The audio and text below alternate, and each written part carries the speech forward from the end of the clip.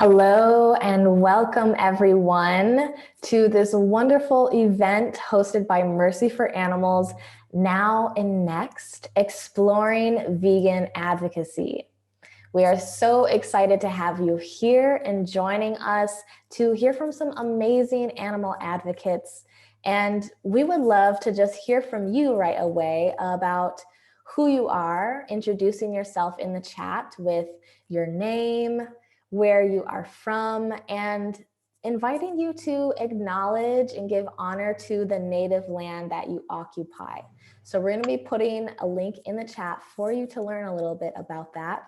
And we're excited to start to be present with you and all the different spaces and times that we are occupying in this moment together.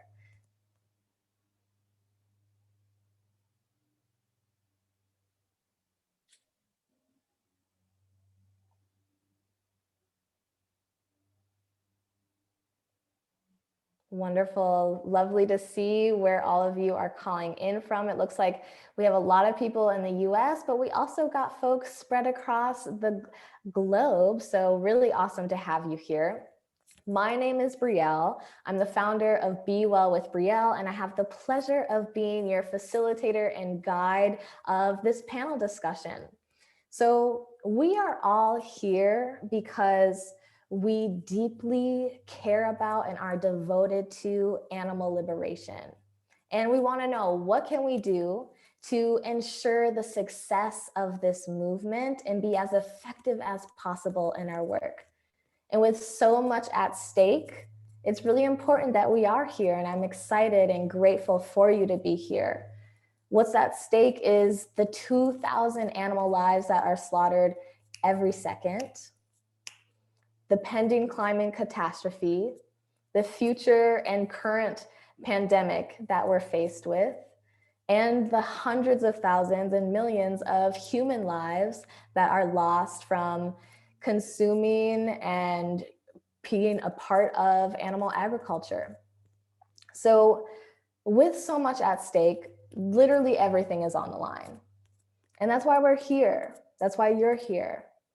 And with so many intersecting issues that are so vitally important, there are many paths to be engaged in this work.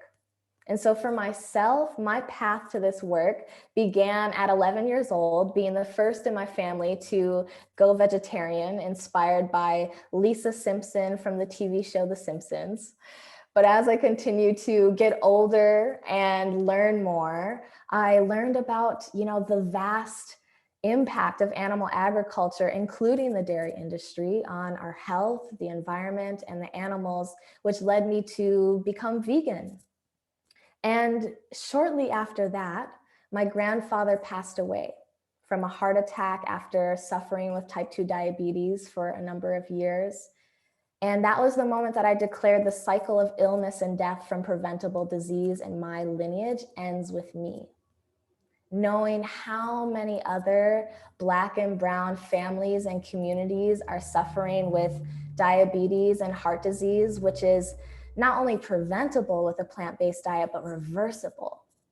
I was really inspired to support other people in their vegan journey and got certified in plant-based nutrition. But the reality is, I know that this is bigger than food. This is bigger than our consumption. And before I came into this work, I was studying and getting my bachelor's in social work. And in that, I was burnt out before I had even got my degree, which is why I switched careers, changed trajectories, because I looked around and I saw how many other change makers and people that were deeply devoted to social justice were pouring everything into their work and leaving little for themselves. And that really affects the effectiveness and sustainability of our work and our movements. And so I believe wholeheartedly that this requires a holistic approach. And so while plant-based nutrition and vegan mentorship is a part of that, I also see the importance of mindfulness practices like yoga, meditation, beloved community, and healing community, because it takes an opening of our hearts and minds to have compassion for animals.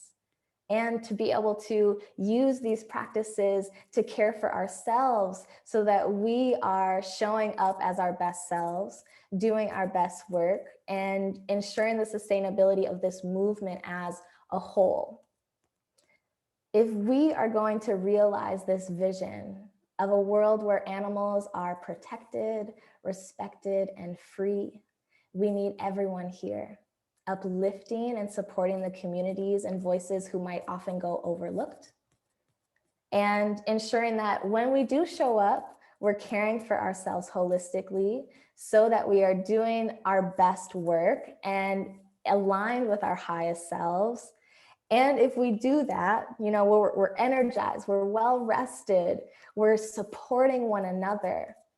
That is how we are going to win and realize this vision that we are all showing up in support of today.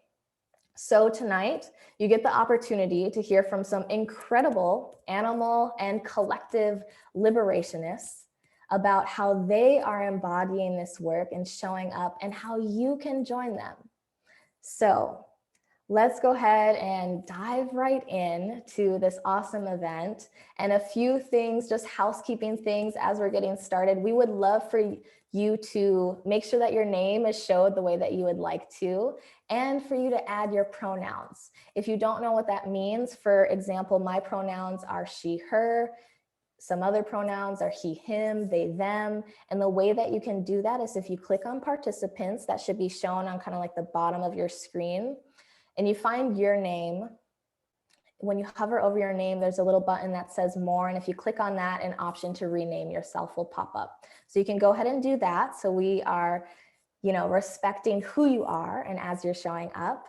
We ask that you keep yourself muted so that we can eliminate any background noise and hear all the goodness that's being shared with clarity. And we also offer closed captions, and you can find that by, again, going to the bottom of your screen, and there should be an option with the CC live transcript. So you can go ahead and do that. We also have the opportunity for you to ask questions. Our Q&A is towards the end of this event, but I'm sure there's going to be amazing information that's shared here that you want to make sure you don't forget your question. So go ahead, and I believe we're going to be putting that in the chat right now for you to just pull that up right now so you are in there getting adjusted. There are actually some questions that have been pre-submitted, and you can upvote the questions that you really like. So if someone already asked the question that you had, go ahead and just upvote it so we can be sure that we address the questions that are most pressing to each of you. Now you have the opportunity to meet our fantastic panelists. And you already know me, facilitating, Brialle Ringer, holistic health coach, founder of Be Well with Brialle and the Black Women's Healing Fund. We're joined by Akisha Townsend Eaton, who is the senior pro bono manager at the Animal Legal Defense Fund. And she's believed to be the first full-time African-American animal protection attorney in the United States. Okay, shout out. Then we have Eloísa Trinidad, who is a total liberation activist focusing on animal rights and human rights from an anti-colonial framework. She's the co-founder of Vegan Activist Alliance, executive director at Chili on Wheels, New York, and New York City chapter president at Hip Hop is Green. Lastly, we have Christopher Eubanks, who is a climate and human and animal rights activist that's dedicated to combating all forms of injustice. He helped co-organize Atlanta's first ever animal rights march. Pretty amazing people that we get to check in with tonight. So before we hear a little bit more about each of these animal advocates, about how they are showing up in this work, we want to just set the tone for the conversation by defining social justice, because we see veganism as a social justice movement. And so social justice involves elevating the status of an oppressed group so they can access the conditions that enable them to thrive. Since it is often the same oppressive systems affecting multiple groups at once, elevating the status of one elevates the status of others. Essentially, our liberation is bound up with one another. So tonight we get the opportunity to hear from each of these panelists how they are embodying collective liberation, social justice, and you also will hear about how you can get involved. So let's go ahead and just dive right in. Welcome. Thank you all so much for joining me in this discussion. And thank you to Mercy for Animals for hosting this incredible event as well. I would love to start by hearing from you. How are you embodying liberation and collective liberation? Whoever would like to kick it off, feel free to jump right in. Sure, I'll go ahead and go first. Once again, thank everyone that's here. Thank Mercy for Animals for conducting this, and thank you all for being a part of this panel. And I think one of the ways that I try to make this a part of what I do is making it forefront and a focus in my life. There have been times where I may have not been able to do as much activism as I want or participate in as many events as I would like, but I've really made a conscious effort within the last few years to make sure that I make this something that is a part of my life and a part of my lifestyle. It's not just something that I do when I find the time. And for people that are only able to do it when they find the time, that's amazing. You have to do what's sustainable for you.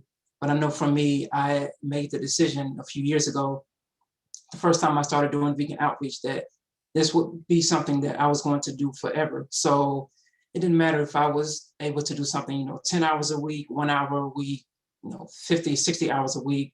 It was something that I knew I was going to do until the day I die. So I think just knowing that it has to be something that you focus on, no matter how much you can give, as long as it's a part of your lifestyle, that is something that you can use to help embody those liberation actions.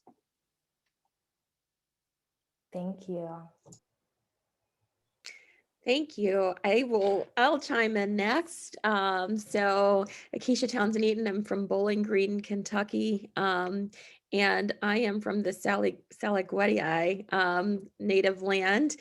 And again, I want to echo Chris's thanks and, very, very happy to be here at this time. It's a really exciting time, and just to be motivated by everybody's energy here. And that's a great question. How are you embodying liberation? And I love it so much because, on the day to day, I don't really think about the work that I'm doing as necessarily being that powerful. And, your story, Brialle, about how you became vegetarian when you were 11. So I was a little bit older. I was just 12 when I took my journey. And I remember, what a powerful thing it was at that time to really be engaging in this movement for the reasons of embodying liberation. And I think the longer that we're in this field, so it's been 20 plus years for me now, it's kind of like, this is an important case, or this is an important policy. But when you think about what it means in the grand scale of things, it might be a little piece of something a lot bigger, but it really is just exactly that, a part of embodying liberation. So, I'm lucky enough now, when I first started in high school and college, things did not look like they look today. At my grocery store, there was one veggie burger. It was a Green Giant. I don't know if do you all remember Green Giant? Maybe not. I feel like I'm a lot older than most of you. Even though I'm a millennial, but I still feel a lot older. But there was this really bad veggie burger at the store, but I liked it because it was, all that we had, and put a little bit of ketchup on it. And I go to that same store today. Our grocery store has a whole section, it had a whole section, and now it's so big that the vegan food is getting integrated into every single aisle of the supermarket. And so now I'm I feel like that's in part due to a lot more consciousness around these issues. It's due to communities coming together and saying, you know, something's not right with our current system. It's bad for the animals, it's bad for our health, it's bad for the environment, it's bad for communities. We're going to do something different. So I'm excited because I thought that I would never, you know, see this day in my lifetime. I thought I would be in phase one the whole time, where I'm just getting people to say, you know, hey, try this, you know, try this new product. This is how the animals are suffering in this system. And because we've looked at it, you know, these issues holistically and comprehensively, I'm happy to say that I am now in phase two of my advocacy journey. And at this point in time, you know, I started in the movement for the animals because of animal suffering. I wanted people to be conscious of those issues. But now I'm at the point where I'm like, okay, so, you know, we are all, as you said, Brialle, we're interrelated, we're interconnected, we're interdependent. When one of us suffers, all of us suffer. So how can we accelerate our advocacy to the point where, you know, all of us are doing this work? And really, I'm behind the curve because, you know, outside of my job at ALDF, I'm a community advocate. I'm very active in my NAACP, other grassroots organizations, and I call them other, but they're not really other. They're doing this work in a different way. They're advancing work for animals in ways that I never even knew about. So now phase two is kind of, you know, joining ranks with these issues that I'm passionate about as well, and seeing what are the connections that will allow us all to embrace that definition of social justice that was put up earlier. I think that's just so important. So specifically, you know, with this project, I'm so grateful for the ability to do this through the People's Fund grant. It is a passion of mine to really be able to empower communities, with communities of color being a focus, to be participatory actors in the policymaking process. I think that we've got, you know, the importance of the polls, the power of the polls. We're really good about that. We're really good about getting out the vote. But I think that there's a lot to be done in between the time we elect folks until the time of the next election. There's a whole lot of work in between that to have our elected and appointed officials be accountable to us. And you know, I'm going to be looking at it through the lens of either preventing harmful developments from coming into communities, such as factory farms, or seeing what the trends are in that, as well as creating a space, trying to create a space in the green economy so that we're doing something that uplifts communities and gives them a voice. So I'm very excited to be engaged at that in this work at this particular time. Thank you so much, Akisha, and thank you for uplifting. I almost forgot to mention the connection between all of us here is we are People's Fund grantees and have been generously awarded some funds from Mercy for Animals to support the work that each of us are doing. And so, Christopher, I'm going to come back to you in a minute after we hear from Eloísa so that folks can learn about what your project is as well that you will be doing.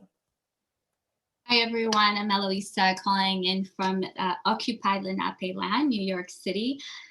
So I just like to say I'm so happy to be here. Such a great group of people, all of us People's Fund grantees, and thank you so much to Mercy for Animals for giving us that opportunity.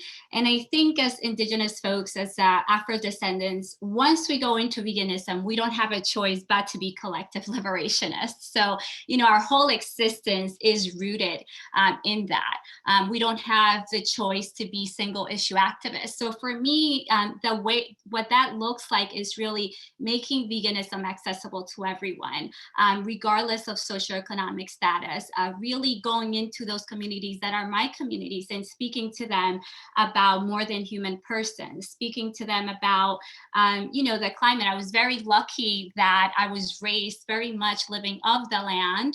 And the first time, as a pescatarian, and the first time that I saw a fish flapping, I'm like, this can't happen, right? Fish feel.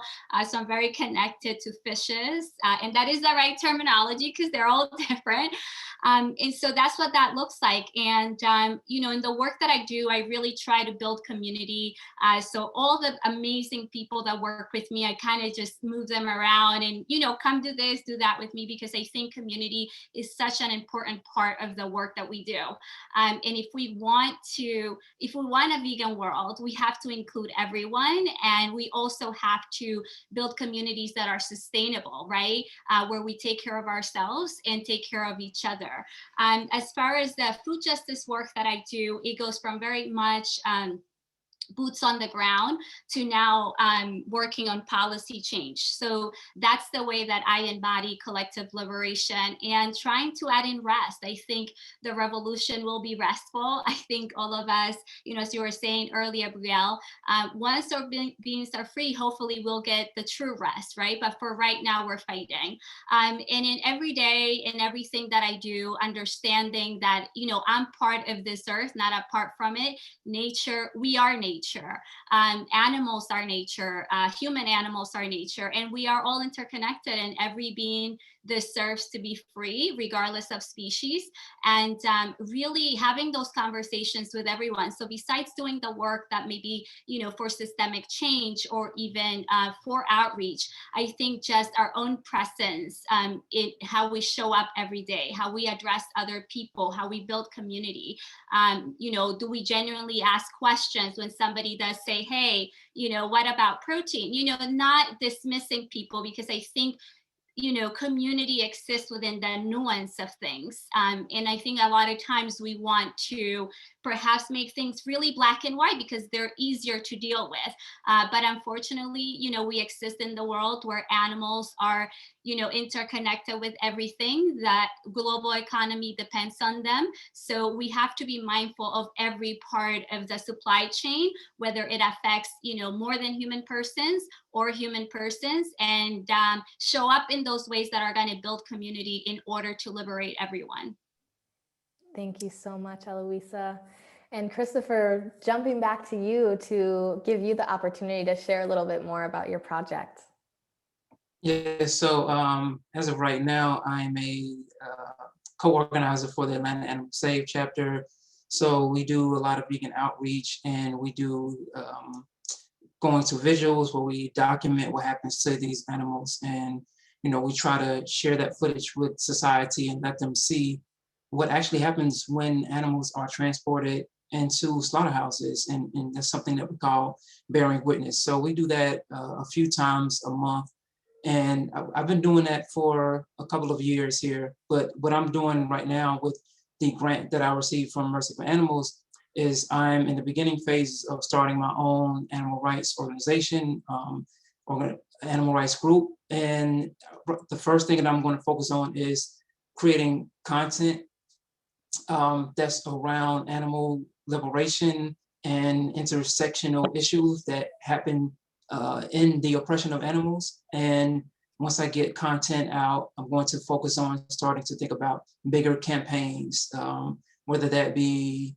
who knows, maybe one day doing undercover investigations. Who knows what the limits will be. But I want to start to focus on the content aspect first, and then focus on building, whether it be chapters in other states and other cities and other parts of the world. I want to get the content right first, and then focus on the actions later. And I'll also be focusing on, doing things like creating think pieces, think pieces, panels, any type of content that helps to address a lot of the issues that we're talking about from a variety of perspectives.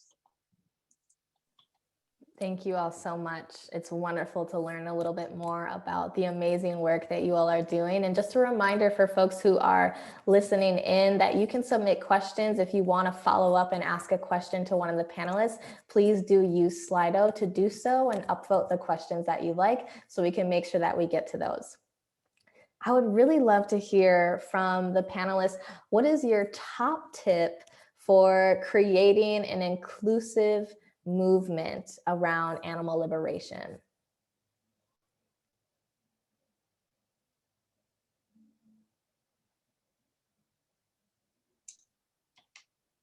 Or you're Like muted, Eloísa Eloísa. wants to speak, but is muted. Thank you. I wasted a few seconds there. So I'm co-founder of Vegan Activist Alliance, and Vegan Activist Alliance really came out of the lack of inclusivity that existed in the movement, and the prejudice that existed towards a lot of different groups. So whether they were part of the trans community or Black and Brown communities. And, in the work that we do, we highlight, different issues. So, if we're talking about preserving this planet, we have to include Indigenous people since they are protecting 80% of the world's biodiversity. And so I think that is such a lost opportunity within the animal rights movement to really unite, forces and fight on the forefront. And so we focus on that. We are radical, it sucks to say this word radical because we should just be inclusive, but that's what it seems like, right? Radical inclusivity. We show up. And so when you show up, it doesn't feel that it's disingenuous. So when communities are in need, you have to show up and support.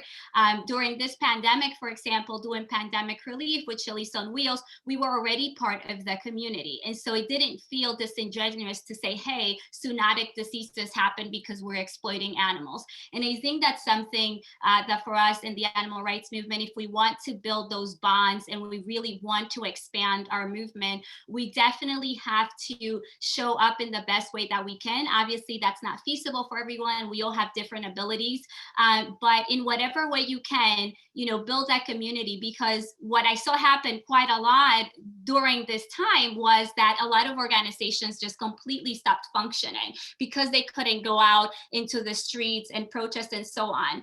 And animals were still suffering more than human persons were still, being murdered.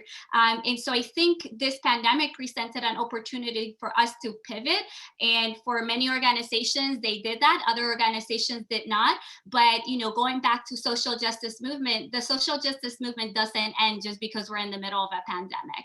And so I think we definitely at VAA, we do that. I'm very lucky to have the team that I have, and they understand that the way forward is collective liberation and showing up genuinely. I'm going to echo that so much. I am so in awe and admiration of the work that you're doing, Eloísa. And I would echo, get to know your community as well, get to know their issues. And a lot of times I think that we fall into the trap in the animal advocacy movement of saying, look, there are only a few people over here in my corner that are really interested in animal protection, and I need to be one of those few people because the animals don't have anyone else. Well, that's just not true at all. I mean, there are so many ways that our movement really isn't even aware of, that other organizations, and I hate to use that term other because, we all have shared interests in having a livable world, but that organizations across a variety of fields are doing effectively, I might say, to advance the same interests that the animal protection movement has. And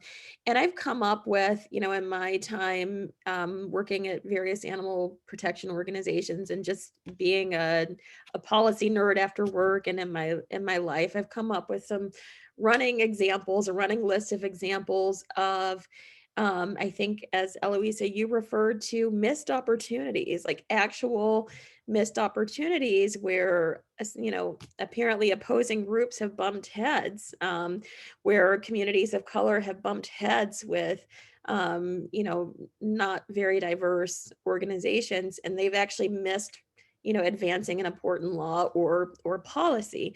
And I have some examples where the opposite has occurred. And one of those examples just happened last week. There was a very large plant manufacturing company, one of the global leaders in plant-based snacks, that wanted to locate in a historically depressed, economically depressed area. That's historically Black, although it's the demographics are changing now, but it still has that history there, and still has the residents that have been concerned about historical issues related to opportunistic development, who have also been exposed to the realities and the nuisances of a very large factory farm that has accumulated a lot of different animal welfare violations, environmental violations, public health violations, I believe, even. And so, the community was wary of having this industrial facility come, even though it was vegan, because of the effects of this factory farming operation. So there was opposition. They actually registered their opposition to the project. It, had every chance of failing, but this particular company said, you know what, we've got values that are rooted in the community as well. We have that vision of social justice that we showed at the very beginning of this presentation. So they went back and they had meetings with the neighborhood association. They came up with what's called a community benefits agreement. So in order for this development to be located in this community, these are the benefits that are going to happen in this community. And one of those is, we're going to create an open and accessible place for the public to come and tour our facility. We're going to give priority for jobs at our facility to the neighborhood residents first. We're going to create a community benefits officer position that ensures their full-time job is to make sure that this community benefits from our vegan company. And, we're going to come to every neighborhood association meeting. There was an issue about access to food, produce, because it was in pretty much a food desert. And basically what happened was that the company has proposed locating a site for access to fresh produce in the neighborhood as well. So those are just some of the many benefits that have come of this, particular agreement. Not only that, this is the first time in the city's history that a community benefits agreement has been a part of the zoning application process ever, vegan issue or not. So you've got those ripple effects that happen. This, might be the first time the community has come into contact with the vegan movement, and it's benefiting them in a number of ways, and it's setting a precedent for inclusionary zoning in the city. So that's just, one of many examples of how things can go right. The community had every position of power to exclude, our movement from succeeding in our objectives, and they had to come and really accommodate those goals. And I feel like that's what it's going to look like in the future as well, more and more. So, yeah. Thank you so much for that really great example. Christopher, do you feel called to share around this question as well? Yeah, absolutely. Before we move into our last one? Wonderful. Yeah, absolutely. So I think one tip that we can do is, I think a lot of times in the animal rights community, when any type of issue that looks like it may even slightly take away from the animals gets brought towards us, a lot of people tend to do everything they can to deflect. And I think that's an opportunity for us to grow and learn from that. I don't think we have to feel that, by addressing these other oppressions that happen within animal agriculture, that we are somehow taking away from the animals or diluting their liberation.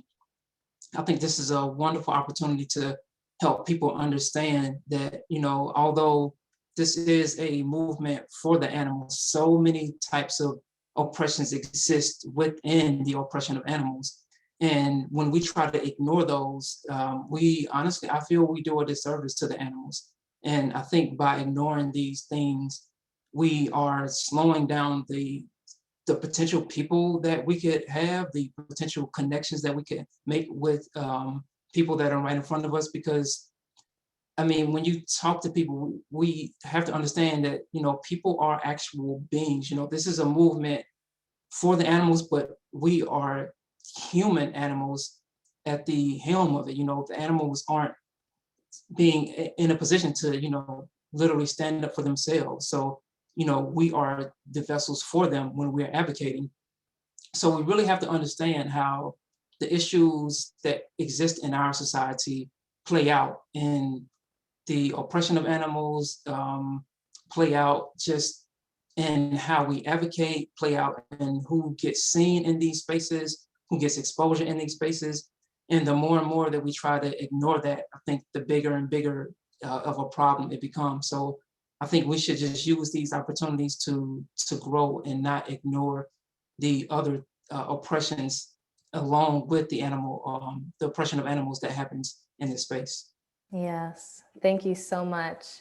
And, you know, we're talking about this intersection of the importance of rest and caring for ourselves to ensure the sustainability of all the work that we're doing. And there's a beautiful quote that I really love by the Nat Ministry that says, "The revolution will be led by those who are well rested and spiritually grounded." And I really love that. And I'm curious, what does revolutionary rest and self-care look like in your own life? And why is it important to your work? And if you can share in like 1 minute, so we leave a lot of time for all the great questions that folks have as well.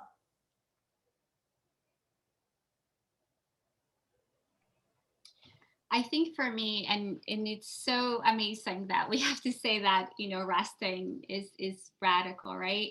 I think for all of us, we deal so much with being around so many people when we're activists, we're boots on the ground, or we're talking, or we're developing relationships. And it's really important, at least in my case, to spend that time alone. And yes, the Nat Ministry is an amazing account if you're not following them on Instagram. And so I think solitude is such a place of wonder and rest, and where we can really, you know, rest and also find our creativity, you know, and what other ways can we, you know, focus in liberating our fellow, you know, siblings. And so for me, really is solitude, and understanding that that time alone is just as important as the love that I receive from others and the love that I give to them. And so solitude for me is a big one. And in there, you know, I become creative, and, you know, I come up with ideas, and, you know, I replenish that energy that I spend.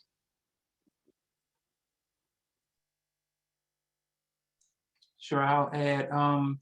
Yeah, very quickly. I think sustainability is such a big part of this. So I think, you know, if you're able to, you know, devote 50 hours a week to this cause, and it literally takes nothing away from you, and you can balance your life and do everything that you can outside of advocacy, great. That is amazing.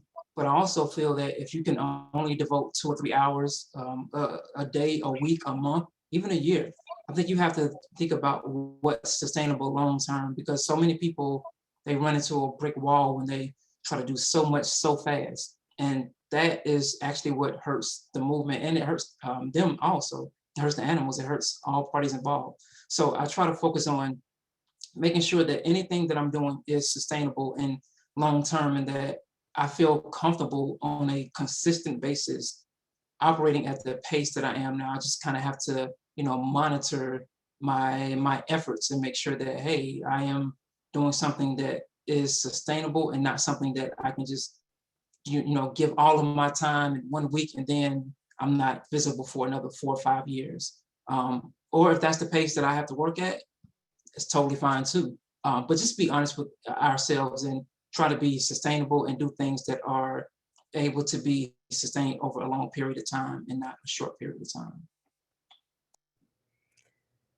Yeah, absolutely. And that's, you know, an amazing question, because it reminded me that, you know, I've been in the movement as a volunteer or professional for about 20 years now, and you're the first person who has ever asked me that question. And it's really important. I think, the panelists here, in the movement, we have a term called compassion fatigue, right? And everybody knows what that is. It's where you are at risk of getting burnt out, and you've seen so many horrific things happen, and it's just a struggle. But for Black activists, it's compassion fatigue plus racism, which is a public health crisis in itself, plus so many things that are compounding those two issues. So it's something that I really, haven't prioritized until recently, but I'm taking more time to, to really look at the ways I'm being intentional about self-care. And, I try to find something that is joyful about every day. I try to laugh at something. I have my faith community that's really important to me, and have my animals, which are a role model in every way possible. But I think that, it really is important to be intentional about that. Oh, and I just started a movie night, so with my family. So those are actually 3 hours, 3 hours every week that I have prioritized in some way, shape, or form for self-care. And I also enjoy music. So I've taken up guitar again, and, looking at piano again. But I have many other things to consider possibly. So. Thank you all so much. It's awesome to hear about the different ways that people are caring for themselves and nourishing themselves. And I want to share just a little bit about what I am doing as well, because it perfectly allows me to share a bit about the project that I'm working on, thanks to the funding and generosity of Mercy for Animals. So I'm the founder of the Black Women's Healing Fund, and I am deeply committed to making healing and holistic health culturally relevant and accessible to Black women. And so I'll be using my funds for a 7-week holistic health and healing course for Black women to really empower them with the tools of transforming their health, healing holistically, and coming home to who they truly are. And so that's including tools like yoga, meditation, plant-based nutrition, cooking demonstrations to make this really fun, exciting, and something that feels feasible, and teaching people how to make like small shifts, like take a nap every day, meditate for 5 minutes, and building upon those week to week, so that people are making routines out of caring for themselves, because I know that like gives birth to the generation that we need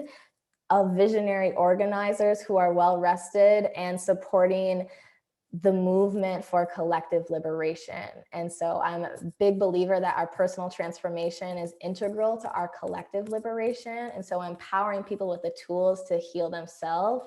So all the tools that I share with my clients are the same tools that I use in my own life. In addition to, yes, like snuggling and taking a nap with my dog, spending time in nature is deeply nourishing to me, and allowing myself to surrender to that natural rhythm of the earth. So thank you all so much. And those of you who are in the chat, actually tell us, how are you caring for yourself and ensuring the sustainability of whatever you are up to in the animal liberation movement? I'd love to hear from you as well.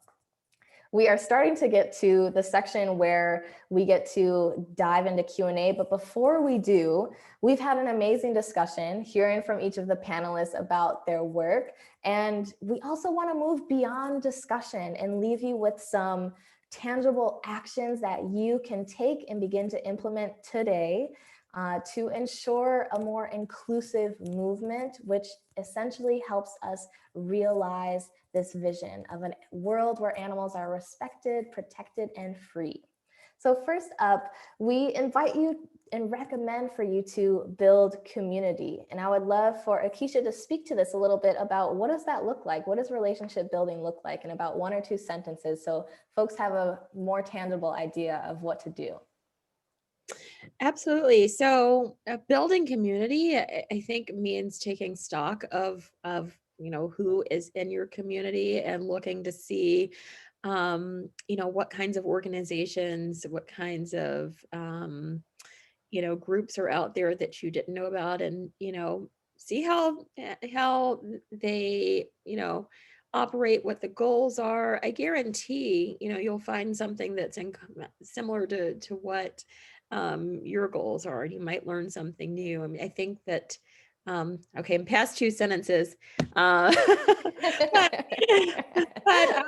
building community for our movement, I think that one of the biggest advantages is avoiding unintended consequences. So I'll leave it at that. Yes, powerfully said. Next up, we invite you to support mutual aid efforts. Mutual aid is a form of solidarity-based support in which communities unite against a common struggle. So whether it's rather than leaving individuals to fend for themselves. So people can offer help however they're able to show up, whether it is offering resources like food or money or skills, or offering to drive or pick someone up, or the resources that they need, their food or prescriptions. And that then gets distributed into the community and those that are in need. So you can reach out to the local community organizers for guidance around how to support that. And we're also going to be sharing some resources with you around that as well. So it could look like giving money, supporting national networks, or volunteering your time. So give what you can, what you feel called to, and what is available and accessible for you. Lastly, funding Black, Indigenous, people of the global majority, which is what that acronym there stands for. We invite you to support these organizations and activists. And so people who are identifying as Black and Indigenous and people of the global majority also includes folks who identify as Brown, Asian, Pacific Islander, and those who are mixed. So if that term is new to you, that's what it means. And we invite you to actually donate and support directly the work of the panelists that are here today. So if someone's work really resonated with you and you feel called to act in this moment to get into alignment with this call for creating a more inclusive movement, please go ahead and click that link that was just dropped into the chat so that you can support the work of the panelists here today. Now we get the opportunity to dive into some of the amazing questions that you all have been submitting and upvoting. Be sure that you are going in and upvoting those questions that you most want to hear so that we get to those. Again, it's at slido.com and enter the code advocacy to do so. Okay, what tips do you have for intersectional vegan activism? And whoever in the panelists feels called to speak to it, no need for each panelist to speak to it, so we can try to get to some of the other great questions. I'll speak to that. So first I would like to say, the word intersectional, I think is so used incorrectly in the animal rights movement. And I think we can use that, but for the animals themselves, right? Like a cow is a female. And so those intersections of her being a more than human person and a female, she experiences different levels of oppression. So I like to use the term consistent anti-oppression or collective liberation. So I think one of the tips is to really look at the people around you. We're all individuals, right? So we're having a panel, we're talking about Afro-descendants, and we're talking about Black liberation as well, intertwined with animal liberation. But I think the best thing that you can do for someone is to see them for who they are, right? And to really allow them to be. And with that, moving forward, then you start really applying collective liberation and getting out of the theoretical framework. So I think a lot of times we have groups that are formed in order to supposedly include others. And those groups tend to mostly be groups led by white people for white people. And so they're not inclusive.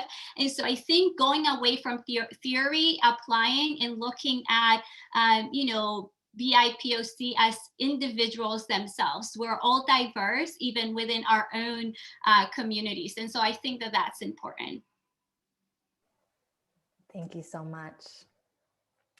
So it looks like one of the next questions we have are, what are your hopes for the future of animal rights activism?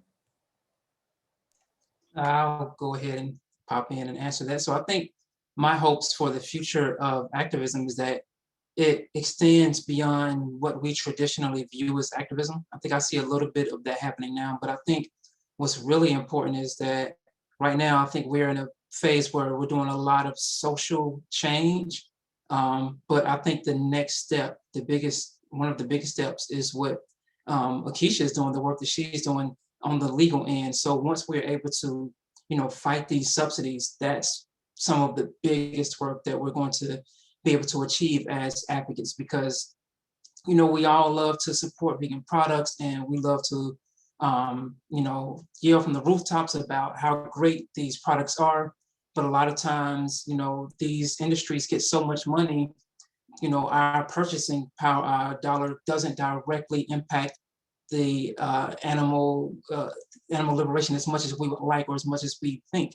So when we're able to, support people like Akisha, people like vegan Batgirl, Connie Spence, and the work that she's doing with vegan lobbyists, that's another phase or another step of what I think could really lead to not only social change, because I think the social change is happening before our very eyes, but if we can start to address the systemic and policy change, I think that's the next level to help us, knock down this wall of animal oppression.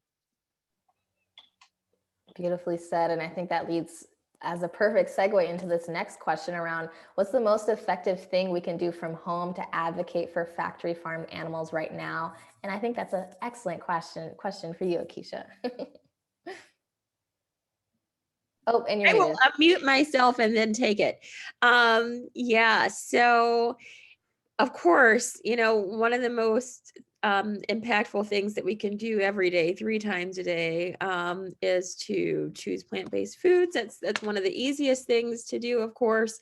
From a legal standpoint, here's the thing. So there are not really many legal protections for animals. There are a couple of laws that have to do with the slaughter and the transport, but it doesn't really protect factory farmed animals while they're on farm. So one thing that you can do is you can look at what the large movements are doing. You can look at ALDF. We're very active in this space, and we've got some resources to tell you about, how you can be active on these issues.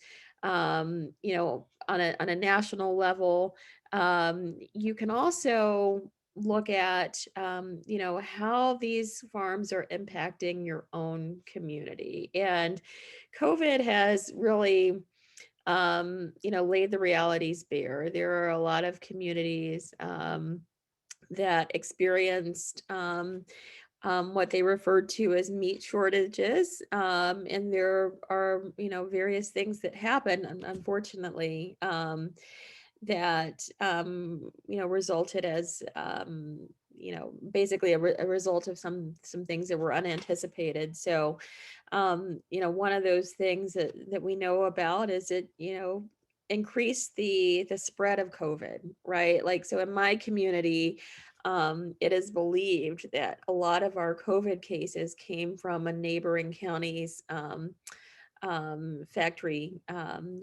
farm facility, where they were processing a lot of these these meat products from animals. So then that leads to the question, well, how do we help factory farmed animals in that situation? Well, maybe it's looking at the impact on public health and workers' rights.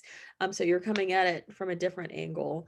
There is a way to know exactly where the factory farms are in your state. I believe Food and Water Watch, and I hate to point to them without knowing 100%, but I believe that they had a map of where these farms exist. So in a way to kind of figure out what the impacts in your community are. So there's just a few ways to get involved. Thank you so much. And it looks like the next question we have is, how can the audience get involved in supporting our work? And I think the best way is going to be using that link that was dropped in the chat, or maybe that wasn't dropped already. Okay, yes, donate and support the work of our panelists. Using that link is going to be the best way to learn a little bit more about each of the panelists' work. And also, I believe our contact information is on there. So since we don't have too much time left for questions, if your question doesn't get answered, you can also use that as going back and making sure you get into contact with the person who you wanted to ask a question to.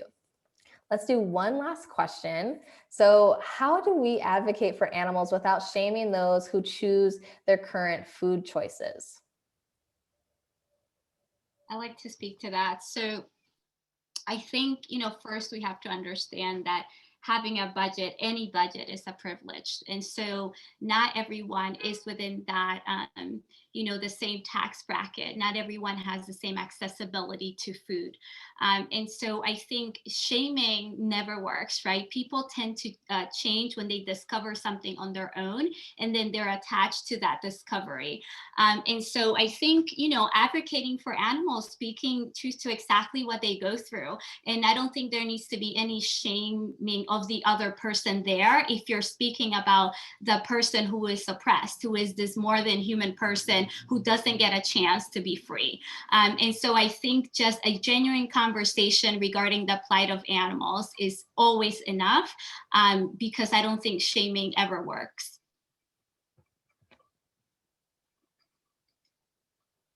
I'll piggyback off of that if I can, just Yeah, go ahead. quickly. So Eloísa makes a great point. And, in my family, not everybody is vegan, but I'll tell you what, my mom is the one who inspired me to go vegan. She had me read, she's an English teacher. She had me read Animal Farm, which is a story about, how the animals kind of rise up against their human farmer, and they have all these complex discussions. She had me read that in the same summer as I saw the movie, civil rights movie, Eyes on the Prize, which was kind of a segue to me being here. So some of the most effective advocates for our cause are not going to be vegan. And I think that's a great point. And if I could also very quickly add, I think one of the things that we forget is that veganism isn't a thing that you do under under every circumstance in the world. It's something that you do when you have the options and you have practical possibilities to not exploit animals. We pay tax dollars that go to kill animals.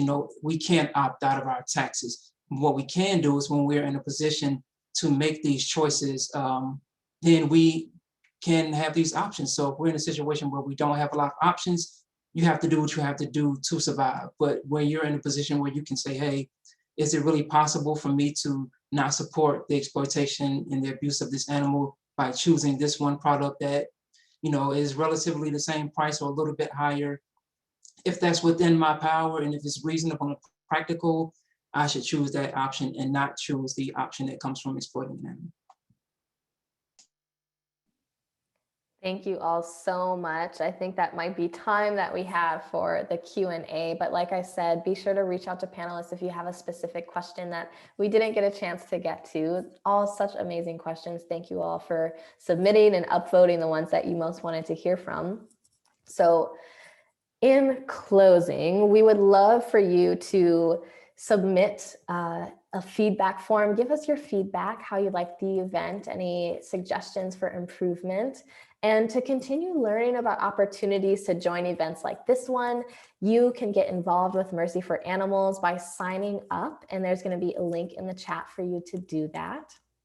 If you are new to Mercy for Animals, you'll want to join the next volunteer orientation, which is taking place on Wednesday, March 3rd, 4 p.m. Pacific time and 7 p.m. Eastern time. You can RSVP for the orientation using the link that is going to be in the chat box now.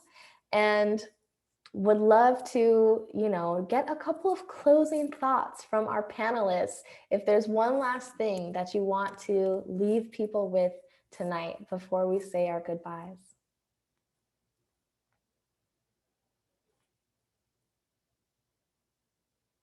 Akisha, would you like to kick us off? Sure. I just want to say, thank you to you all. Thank you to Mercy for Animals for hosting this. Thank you to all of our participants. I'm just amazed at the level of engagement that we've had tonight. I know it's only the beginning, and this has been a really difficult year for everybody for a number of reasons, but there are reasons to be inspired for sure. And I am looking forward to this being this first step of a long and positive journey. Now, just add to that, yes, I'm grateful that I am able to be here, grateful to receive the funds that I received from Mercy for Animals and to establish a positive relationship with not only them, but all of the other panelists here. And thanks to everyone that tuned in and took time out of your day. There's a lot of other things that you could have done with your day and time, but you decided to give us your time and energy. And that is something that we value highly. I know that when someone gives me their time, that's literally the biggest thing that they can give me. So I think I speak on behalf of the panelists, and thank you all for being here. And that's it for me. And yeah, thank you so much, everyone. And thank you to the audience. I feel like I have, a new family here, my lost family who now I found. Very grateful that the funds from the People's Fund are being put into good use. We just implemented a free community fridge, all plant-based with vegan information there for folks. And it's working really great as people are passing by, they're reading everything about veganism. So, just finding ways to really reach everyone, even when we're not there physically. And for the audience, I would love it if every one of you would share a vegan meal with an unhoused person. Many unhoused people actually do not eat meat. They have, similar ethics to what we do, and it's very challenging for them being in the situation that they're in. So if you ever come across a person who's unhoused, whether they're vegan or not, please share a vegan meal and continue spreading the message of animal liberation. Thank you so much to each of the incredible panelists that have been here and shared with us. Thank you to each of you who came and were present to everything that was shared. And thank you to Mercy for Animals for hosting this incredible event, for being so generous and being in alignment with the support of collective liberation and supporting the work of the global majority around animal liberation movement. And thank you so much for being here, for continuing to align with your highest self and the highest good of all beings on the planet. It's been a pleasure to share this evening with you all. Please remember to submit your feedback. And if you'd like to connect with the panelists, the contact information is up on this slide and also in the PDF that is shared in the chat. Can't wait to hopefully hear from some of you all and connect more in the future.